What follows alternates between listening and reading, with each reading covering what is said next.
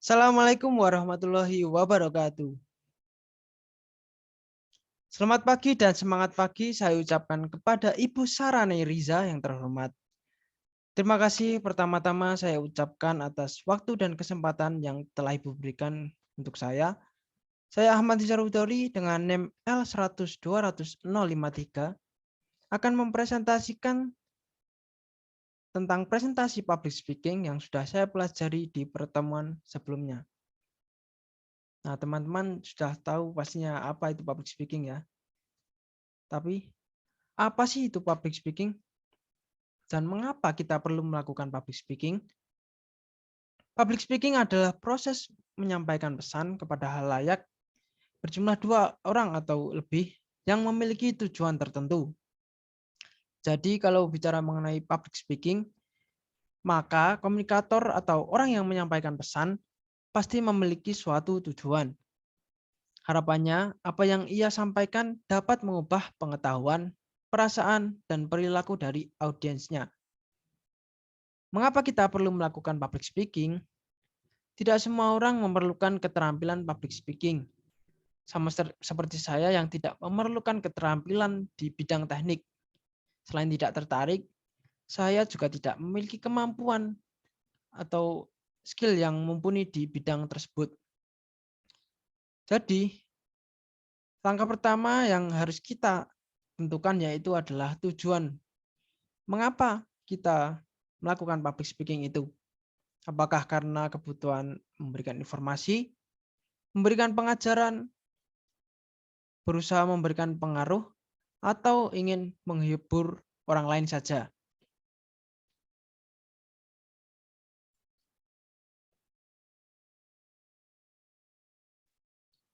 Manfaat public speaking yaitu yang pertama, memupuk rasa percaya diri.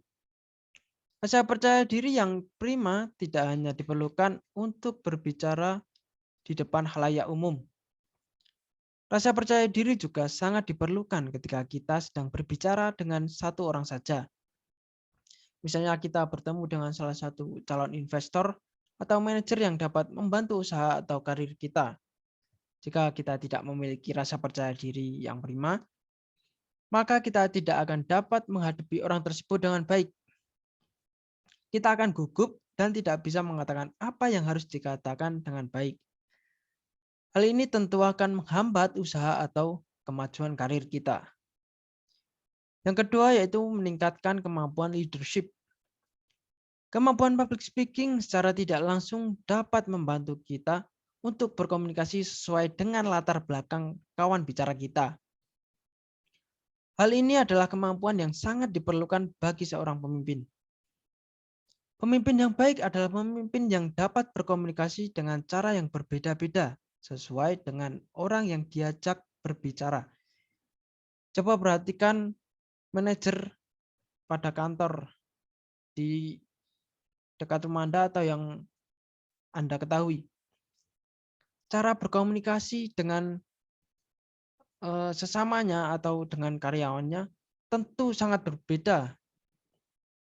Hal ini karena dia sudah mempelajari karakteristik masing-masing anggota di dalam timnya.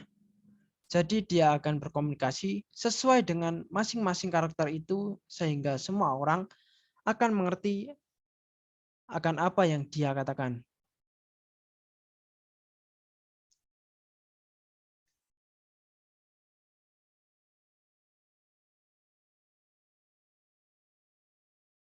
Dari presentasi ini yang dapat dipelajari dalam mata kuliah public speaking yang sudah saya tempuh, yaitu antara lain ada 6, yaitu yang pertama teori dasar public speaking, kedua karakteristik public speaker, yang ketiga elemen vokal dalam public speaking, yang keempat metode public speaking, yang kelima praktik pidato, dan yang keenam yaitu teknik presentasi. Saya tidak akan menyebutkan semuanya di sini dan saya akan menjelaskan beberapa di slide berikutnya. Karena di sini saya akan menjelaskan karakteristik public speaker. Yaitu yang pertama ada analyzer. Umumnya mereka bisa berbicara secara rapi dan terstruktur, runtut, dan memiliki goals untuk bisa dipahami oleh para audiensnya. Seperti contoh guru, dosen, dan pengajar yang menjelaskan public speaking berdasarkan materi yang mereka siapkan. Yang kedua ada harmonizer. Orang-orang ini biasanya memiliki kemampuan untuk berbicara berdinamika, intonasinya beragam, fleksibel, dan mampu menyesuaikan dengan baik siapa audiensnya. Karakteristik ini biasanya dimiliki oleh pemuka agama, pemimpin negara, sales, ataupun marketing yang biasanya memiliki kemampuan dapat mempersuasi orang lain sehingga orang lain dapat mengikuti dan tunduk apa yang disampaikan. Dan yang ketiga ada entertainer. Berbicara penuh dengan improvisasi biasanya dimiliki oleh stand-up komedian dan MC yang biasanya memiliki goals untuk menghibur para audiensnya. Dan yang terakhir yaitu the better, yaitu biasanya cenderung mendebat lawan bicaranya. Terlihat cukup mengintimidasi, tidak segan menunjukkan kemampuannya di hadapan lawannya. Kita menuju slide selanjutnya, yaitu ada pengertian komunikasi menurut para ahli. Bicara tentang public speaking, kita tidak jauh tentang komunikasi. Public speaking memerlukan komunikasi dan inilah pengertian menurut para ahli. Yaitu pertama, menurut Carl L. Hovland, komunikasi sebagai proses seseorang menyampaikan stimulus dalam bentuk lambang yang bertujuan untuk mengubah tingkah laku seseorang. Sedangkan komunikasi menurut Harold Laswell, yaitu komunikasi sebagai proses menyampaikan pesan kepada orang lain, namun harus menghasilkan efek tertentu. Menurut para ahli ini memiliki persamaan dan perbedaannya masing-masing, yaitu persamaannya harus menimbulkan efek dan mengubah tingkah laku. Tetapi perbedaannya jika dilihat dari Hovland, ini hanya bertujuan untuk mengubah tingkah laku, sedangkan menurut Laswell hanya ingin melihat efek atau hasil dari proses penyampaian pesan yang disampaikan.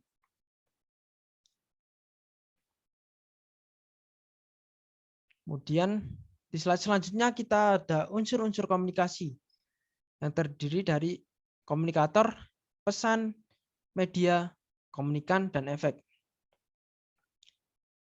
Yang pertama yaitu komunikator atau sumber pesan, yakni seseorang atau pihak yang memberikan informasi kepada orang lain. Dapat berupa perintah, pertanyaan, ide, pendapat, atau pernyataan. Yang kedua ada pesan atau informasi. Adalah konten yang ingin disampaikan komunikator pada komunikan, bisa berbentuk verbal atau non-verbal. Yang ketiga yaitu media atau saluran.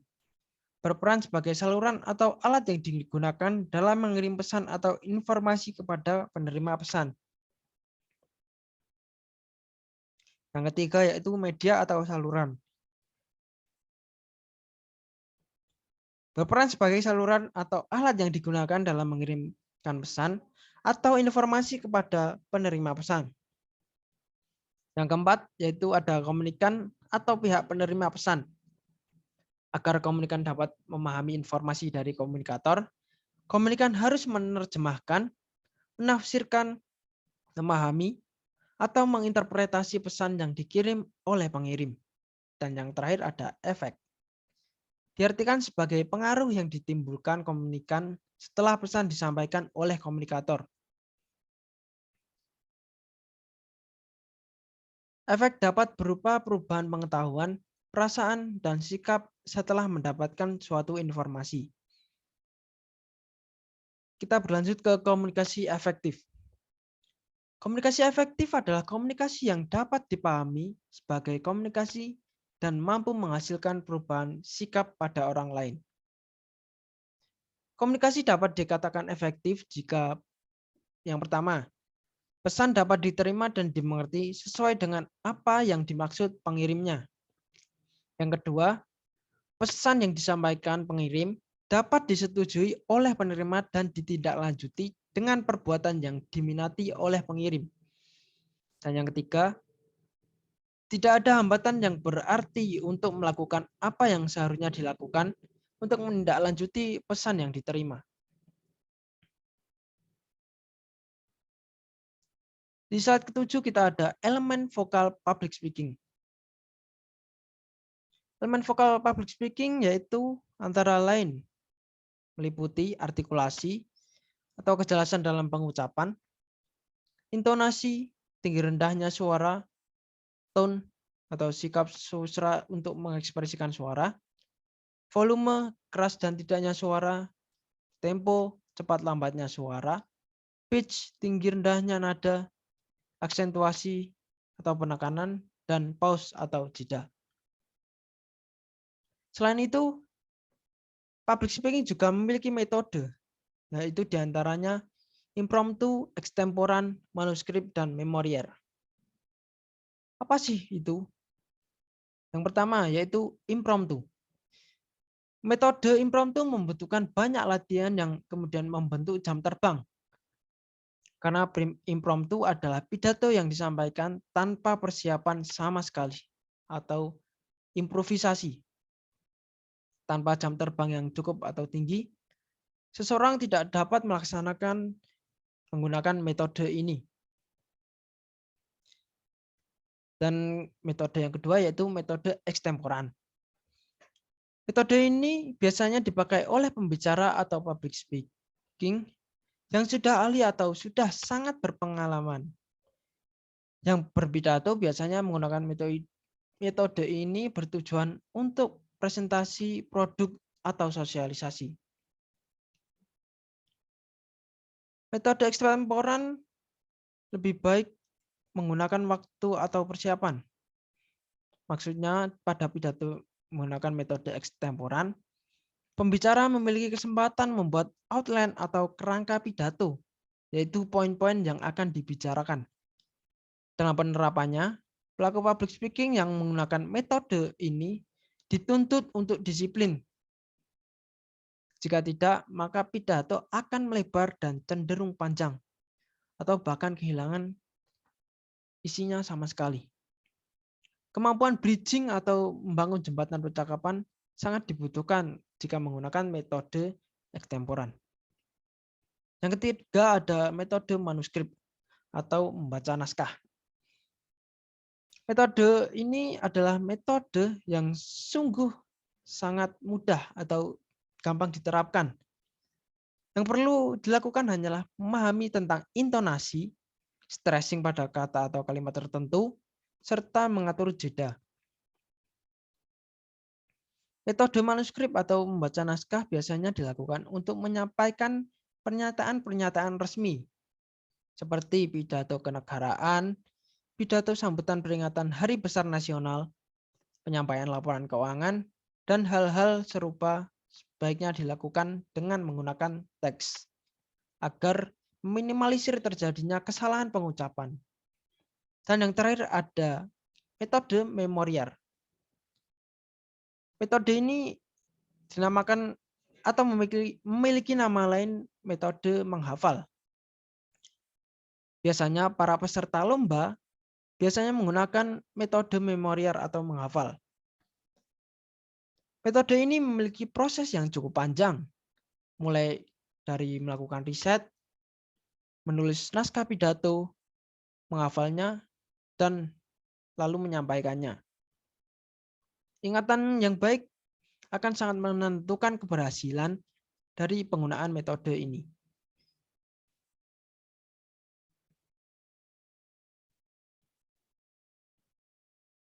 Di slide selanjutnya kita ada teknik presentasi. Teknik presentasi yaitu memiliki dua, yaitu yang pertama tipe presentasi, ada informatif, demonstratif, persuasif, dan pengambilan keputusan. informatif yaitu adalah presentasi yang memberikan informasi dengan audiens.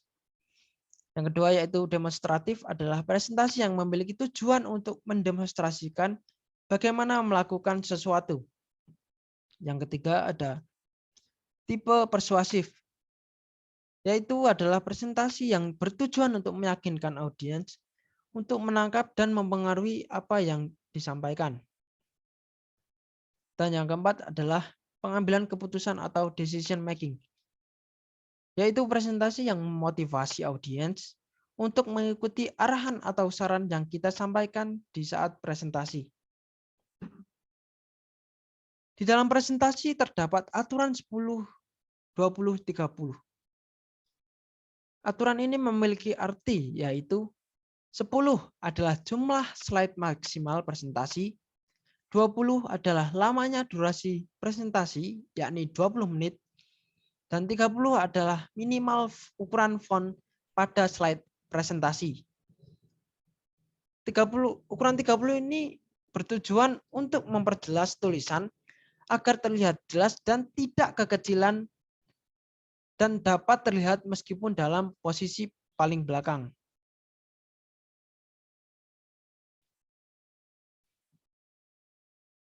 Di dalam public speaking, inilah profesi-profesi yang sering menggunakan skill public speaking. Yaitu diantaranya ada public speaker, penyiar, presenter, reporter, master of ceremony. Beberapa profesi ini diharuskan kita untuk menguasai skill public speaking.